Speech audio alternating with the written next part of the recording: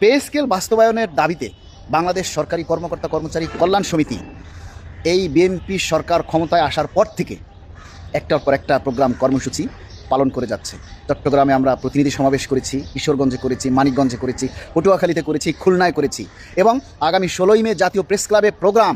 এটা আরও 1 মাস আগেই আমাদের কর্মসূচি ঘোষণা করা হয়েছে। সেটা জানা সত্ত্বেও আরেকটি সংগঠন আবার 15ই মে সংবাদ সম্মেলন ডেকেছে।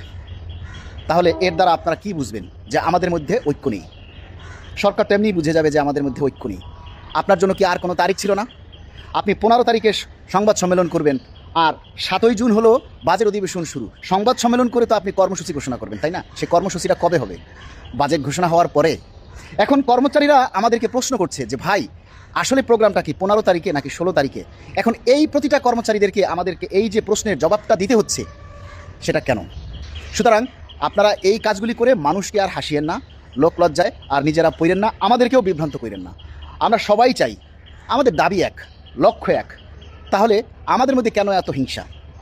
পে স্কেলটা বাস্তবায়ন হয়ে যাওয়ার পর কেউ না আপনাকে চিনবে না আমাকে চিনবে। 5 বছরের জন্য সবাই সবাইকে ভুলে যাবে। আবার যখন পে স্কেলের প্রয়োজন হবে তখন আবার অনেক নেতার জন্ম হবে।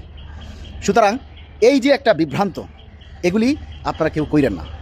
সবার দাবি এখন, অনেক কর্মচারী ভালো আছে, আবার তার চাইতে অনেক বেশি কর্মচারীরা আজকে হাই হুতাশ করছে, তারা মানবেতর জীবনযাপন করছে পে স্কেল পাওয়ার জন্য। তাদের যে বেতন পায় তাতে তারা চলতে পারে না, সেটা আপনারাও বলেন। তাহলে সেই দাবিটা বাস্তবায়ন করার জন্য আপনাদের এত হিংসা কেন?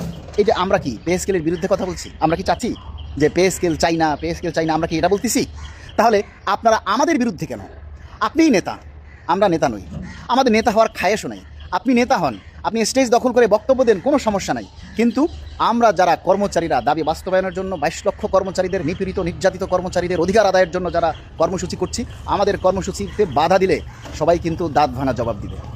আগামী 16ই মে সবাই চলে আসুন জাতীয় প্রেস ক্লাবে।